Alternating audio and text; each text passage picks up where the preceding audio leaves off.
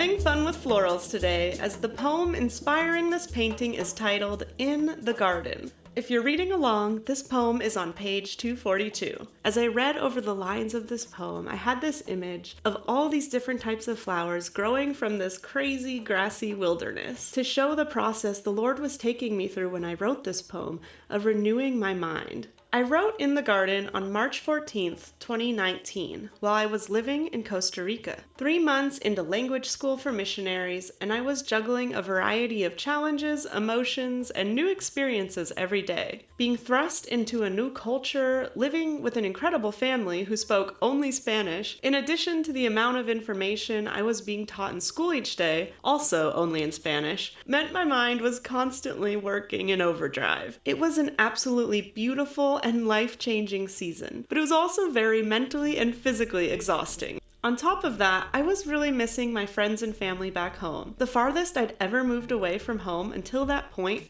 had only been far enough for a 45-minute drive. So 3,000 plus miles was a bit of a change, and coming from a really close-knit family, that was definitely not easy. There were also different expectations I had for certain ministry connections I thought I'd be making that just weren't happening, as well as feeling a lack of connection and support from my church back home, which made it just a bit lonely and stressful at times. And something I wouldn't realize until I was farther removed from this season in my life was that I had been under a lot of emotional manipulation from someone I thought was a trusted friend and even potential suitor. Clearly, I was under a lot of spiritual warfare, especially over my mind, and in all my exhaustion and feeling isolated, I was definitely not standing my ground against the attacks. A couple of weeks leading up to writing this poem, I stumbled upon an interview between a pastor and a clinical neuroscientist. I remember her laying out steps to rewire our thinking and to eradicate poor thought patterns that keep us from experiencing the freedom and peace we have in Christ. It felt like something I really needed to hear, and I set out to do the daily rewiring exercises she had talked about. Part of the process was really paying attention to our thought patterns, targeting the harmful ones and exposing them for what they are, and replacing them with a truthful counterthought. It reminded me of 2 Corinthians 10:5, which says, "We destroy arguments and every lofty opinion raised against the knowledge of God,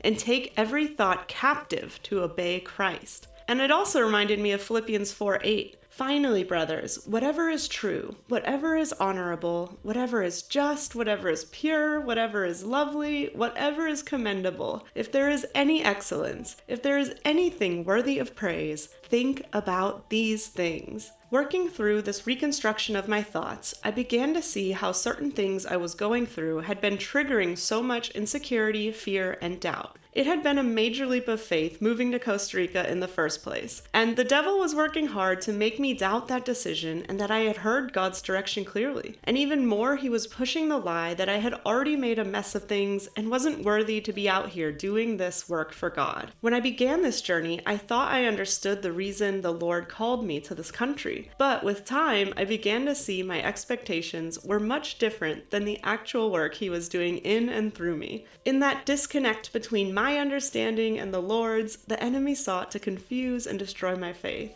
But I'm so happy now to be able to look back and see with confidence the plans God had for me there accomplished in such a beautiful way. A constant reminder of the importance of leaning on His understanding over our own limited perspectives. Bringing all the insecurities, fears, and doubts I was wrestling with to the Lord in this structured way was helping target the specific thoughts I needed to release into God's hands, surrendering them to Him and allowing His Holy Spirit to renew my mind with His truth. Flipping through my old journals, I found this excerpt, written in some pretty broken Spanish, I might add, from during that process that I've translated here back into English. "Hello, my king. I know I need your help because my mind is thinking too much. I want your peace, to feel your peace in the depths of my soul and my heart. Please, God, speak calmness over my mind.